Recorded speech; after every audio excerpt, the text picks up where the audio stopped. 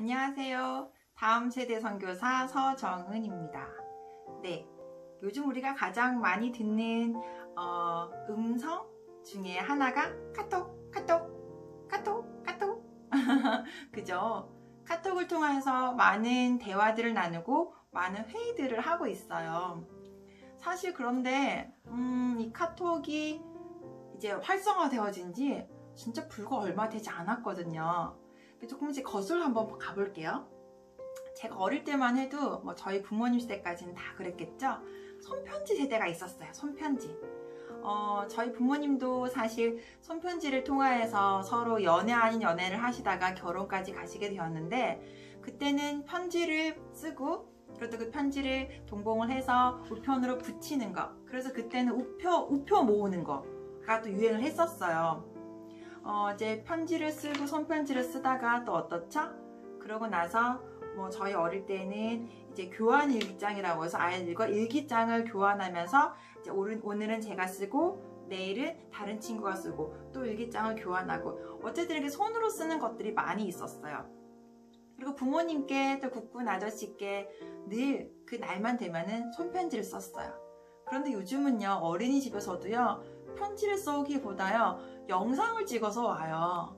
영상을 찍어서 부모님 낳아주셔서 감사합니다, 사랑해요, 이렇게 영상 편지를 써요. 또 이제 어떻죠? 이제 손편지가 있다가 인터넷이 좀 더 많이 보급화되면서 이메일이 생겨서 이메일로 모든 편지들을 또 주고받는 시대가 있었어요. 이제 그것과 동시에 어떤 것이 생겼냐면은 삐삐. 그죠? 저도 삐삐 처음에 갖고서 너무 좋았던 기억이 나요.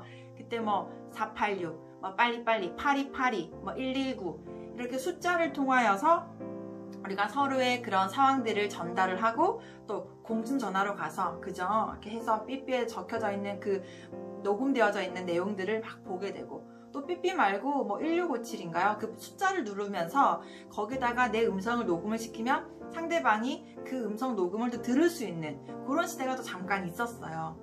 그렇게 하다가 이제 핸드폰이 점점 더 우리 아이들에게도 쥐어지게 됩니다. 그러면서 우리가 어때요? 이제 투지폰들 사용을 하면서 문자 메시지를 통하여서 우리가 서로 내용들을 주고받았어요. 기억하시나요? 메시지 창이 요만했어요. 그러면 똑같은 내용들을 막 글을 적고 나서 대각선으로 읽으면은 그 내용이 전달되어지기도 하고, 또 그 안에 숨어있는 하트든지 아니면은 아주 꽃의 선물이라든지 그런 것들을 그린 이모티콘을 통하여서 문장 전체 화면에 그런 표현들을 쓰기도 하고, 또 이미지를 좀 숨겨서 전달하기도 하고 고백을 하기도 했었어요. 그리고 요즘 또 어떻죠?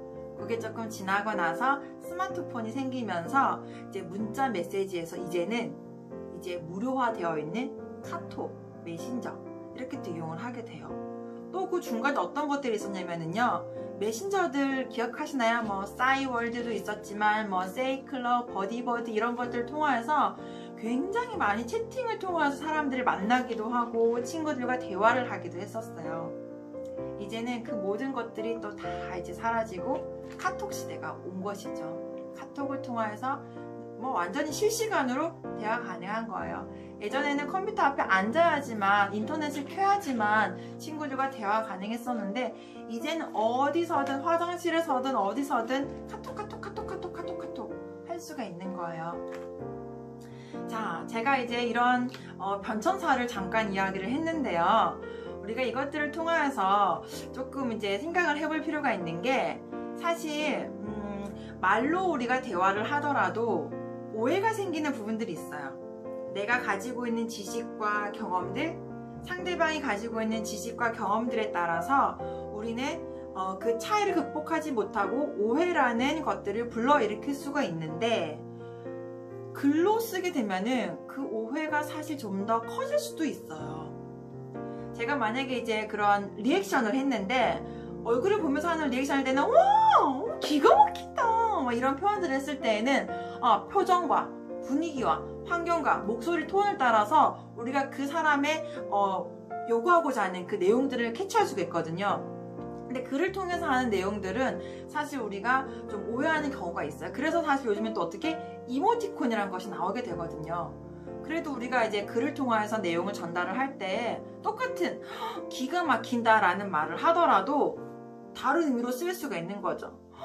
정말 기가 막힌다, 진짜 맛있네, 기막히게 맛있네, 뭐 이렇게 표현할 수 있지만 기가 막힌다, 기가 막혀, 기가 막히고 코가 막히네, 이런 의미에서 이야기할 수도 있는 거죠. 이런 리액션들, 사실 이모티콘을 통해서 나의 감정을 숨기고서 표현을 하는 경우들도 있는데, 이런 부분들이 여러 가지 변천사들을 통하여서 또 다른 오해들도 불러일으킨다라는 거. 그래서 우리가 미디어를 쓰고 글을 쓸 때에도 이것들을 정말 분석을 할 수 있고, 정말 이 상황에 있어서 사실이 무엇인지를 좀 캐치할 수 있는 능력들도 좀 필요할 것 같아요. 자, 이렇게 이야기하는 것들은 또 다음 영상들에 연결이 되어지기 때문에 이런 이야기를 한번 해보았는데요. 한번 이런 변천사들을 한번 생각해 보시면서 추억에 잠겨보는 오늘 하루가 되시기를 바라요. 네, 오늘은 여기까지 하겠습니다. 안녕.